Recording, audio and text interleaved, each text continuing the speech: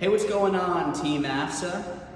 Happy day 6 of the 2023 Legislative Awareness Week. It truly is an honor to be here with you for a day of advocacy focused on the Reserve and National Guard. For those of you who don't know who I am, my name is Matthew Schwartzman, former policy advisor for your Air Force Sergeants Association, current legislative and military policy director for the Reserve Organization of America, the only national military organization that solely and exclusively supports both the Reserve and National Guard.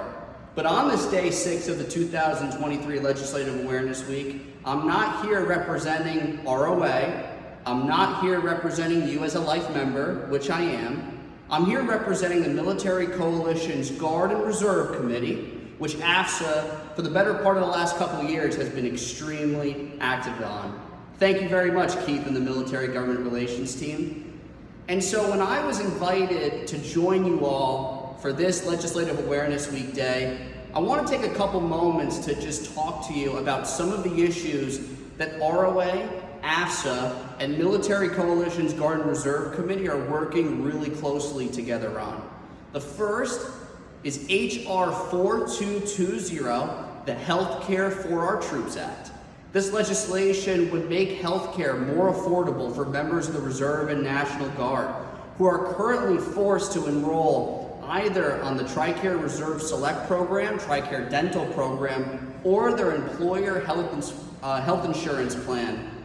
What we've seen is the cost of healthcare under TRS, under TDP, is becoming increasingly more affordable, which has ultimately resulted in approximately 130,000 members of the Reserve and National Guard not currently having private health insurance. This is not just a quality of life issue, but it is a readiness issue as well. The Healthcare for Our Troops Act would eliminate those medical and dental care costs under the TRICARE Reserve Program and the TRICARE Dental Program. And so the Military Coalition's Guard and Reserve Committee and the Air Force Sergeants Association working on this legislation to get it across the finish line. In the context of the NDAA, we saw on the House side the inclusion of Section 701, which would provide for no-cost dental coverage. We're still working on this very, very closely, and we're hoping to see the inclusion of that provision in both NDAAs. We're also working to secure the passage of H.R. 4220, the Healthcare for Our Troops Act.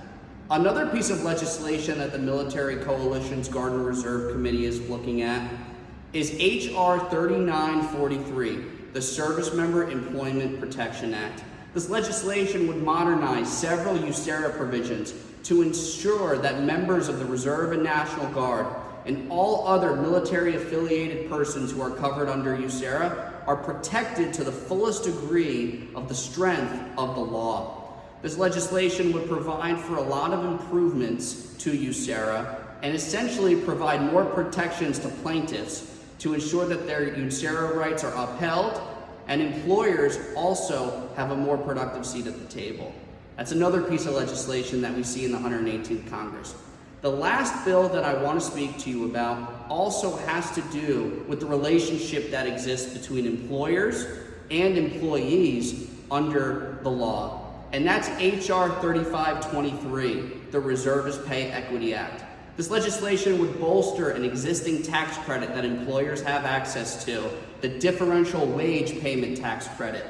And so the Military Coalition's Guard and Reserve Committee is strongly supporting that bill as well, which would help to incentivize employers to continue to hire and retain members of the Reserve and National Guard in their workforce, which not only is going to improve the financial readiness of that citizen warrior, but also is going to provide further relief to employers who have patriotically shouldered the burden of USERRA. And so those are just a couple of the bills that ROA, AFSA, and the Military Coalition's Guard and Reserve Committee are working on in the 118th Congress. And so thank you very much, everyone, for tuning in for Day 6 of the 2023 Legislative Awareness Week. Thank you, Keith, John, Vanessa, for inviting me on to join the team again, so to speak. And let me just conclude by saying this.